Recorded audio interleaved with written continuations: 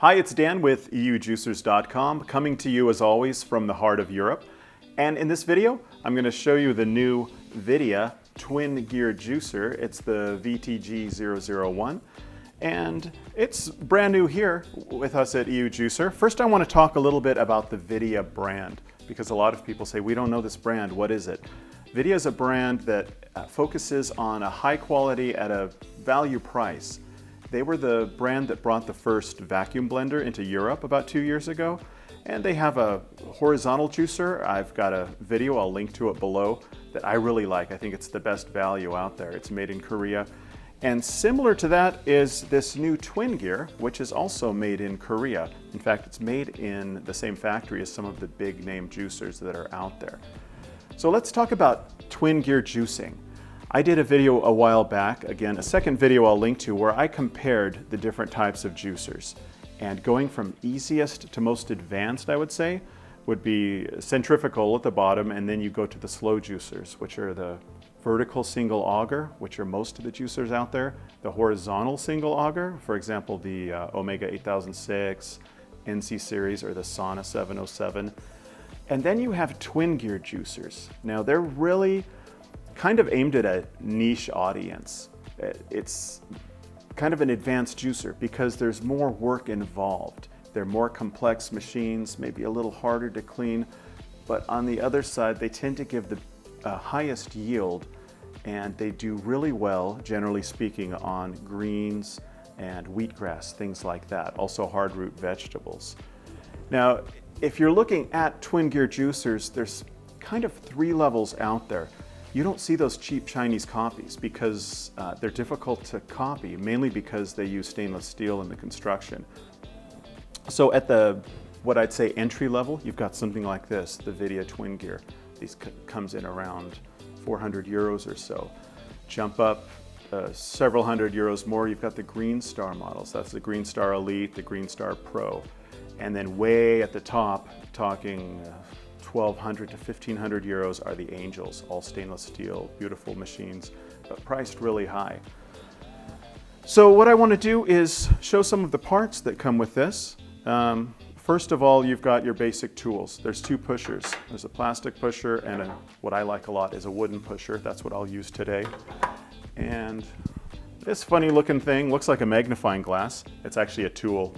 If this is on too tight, you can use it to get a little leverage and pull it off. As with most juicers, it has a cleaning brush along with a little tip that you can use to scrape out anything that's stuck. And I also want to show you these augers.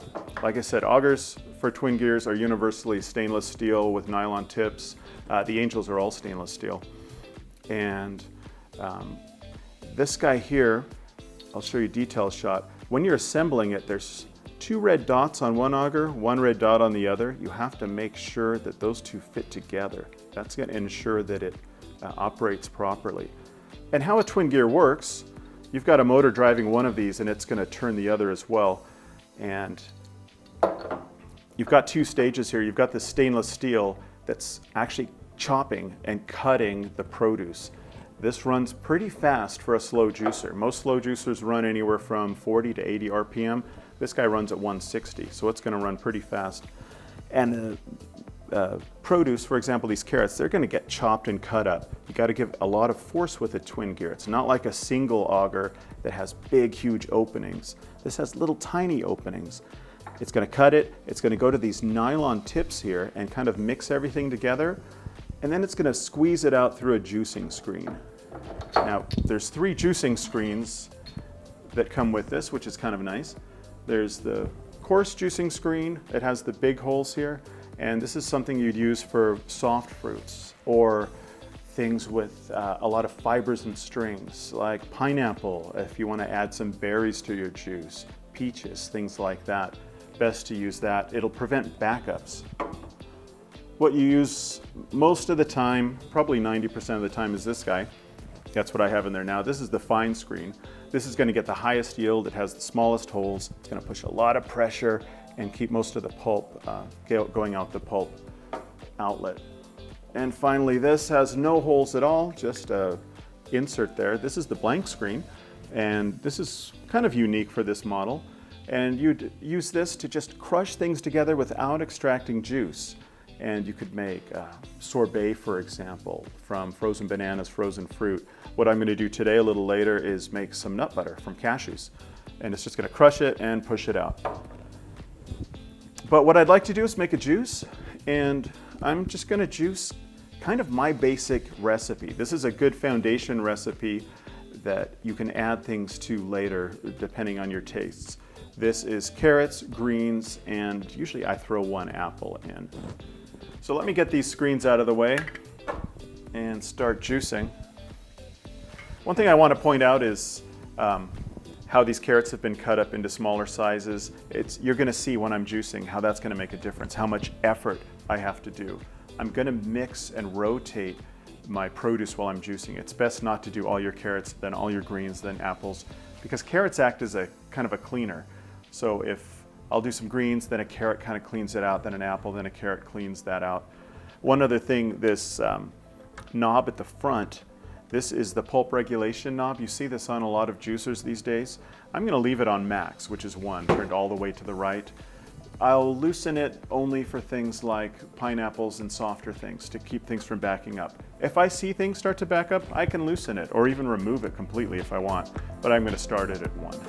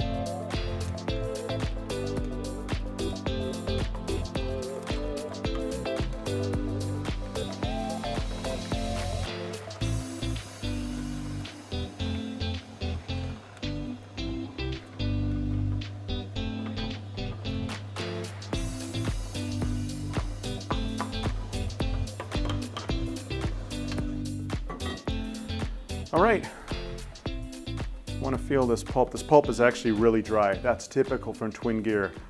Like I said, you normally get the highest yield. That means the pulp will be the driest. There's a little bit of foam you can see in here. That's a result of a combination of those Granny Smith apples going at 160 RPM. It's going to stir up a bit of foam. That's why I've got this catcher on top.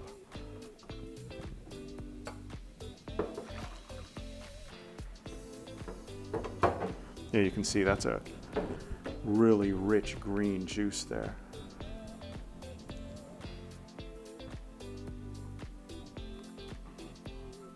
That's good. It's mild. So the juicer's all cleaned up now. Before I make the cashew butter, I wanted to show you real quickly what it's like to clean, or at least to disassemble. Took a little longer than what I'm used to because there's a couple more parts, but it's not bad. So basically what you do is just remove the end cap. Then this pressure regulator, that just pops off. It's 2 pieces. And then this slides out. I just washed this separately in a sink under running water. Actually, you can run everything under running water. And then the augers just slide out of the screen here.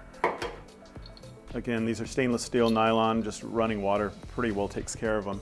The only thing you have to scrub is the screen, and it's not that big, although it's on both sides, and that little brush cleans it up pretty fast. I'd say it took me about 3 to 4 minutes to clean this thing up. It will take longer after this, for sure. Nut butters are notoriously difficult to clean because they stick everywhere. Often we make peanut butter at home, cashew butter as well. You can use macadamia nuts. They have a real high fat content, so that's a little creamier. You can also do almonds. That works well. But cashews taste really good. You can also add things later if you want, or even while you're mixing it. Maple syrup, honey, cocoa powder, vanilla beans. There's all sorts of things you can do. Now there's a couple of ways to make nut butter in a slow juicer, And actually I prefer making it in a slow juicer versus a blender. Blender gives it a creamy consistency, but it gets really hot and it's kind of sticky, sticks to your mouth. I don't like the flavor either. But you can run the nuts through a bunch of times. Each time you run it through, a little more oil will be extracted from it and mixed in. Or you can cheat and you can add oil right at the beginning and run it through once or twice. And that's what I'm gonna do. So I have some organic sunflower seed oil. You can also use peanut oil or a nut oil. It's up to you. And I just mix them in. I have a lot of nuts here, so I'm gonna put a fair amount of oil in there. This is about 200 milliliters. Stir it up a little bit. Just kind of let it soak in a bit. And then I'll run it through, and then afterwards you can just stir it up. You can even add a little oil at the end. So let's try it again. I've got the blank screen in here, the homogenizing screen. It's just gonna crush it. I've got this set on loose at the number 3 setting. Never tried it, see how it goes.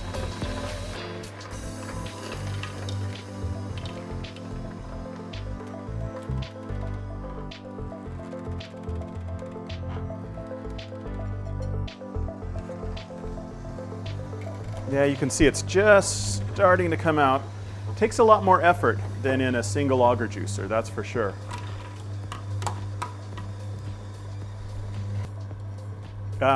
Notice I opened this up a lot more and that got it going. So you do want to have that pressure regulator pretty loose. Yeah, it's going through a lot better now. Or just take that off entirely. That's actually recommended. And that's a good consistency coming out.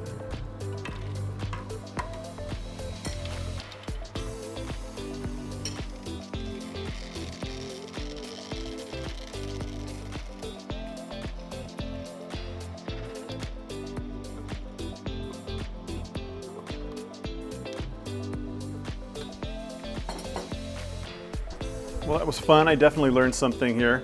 The manual actually talks about this pressure regulating knob or little cap that goes in there, that for some looser things, to remove it entirely if you don't want things to back up. So obviously for nut butters, might as well remove it entirely. Because I noticed at the beginning, I thought, well, why isn't anything going through? And I had it set on 3, but actually unscrewed it a lot more. So let me take a look at this.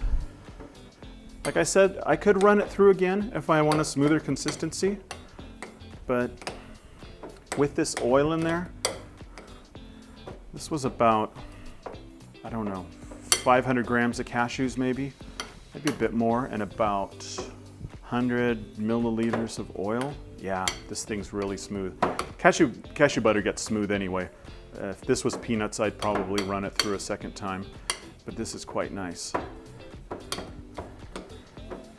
Yeah, so that looks good. And that'll wrap up my look here at the Vidia Twin Gear Juicer. What did I think of it? Like I said at the beginning, twin gears aren't for everyone. It's for a niche group. This is for someone who wants an advanced juicer, advanced technology, and really wants to get the most out of greens, wheatgrass, things like that. Also does well on root vegetables.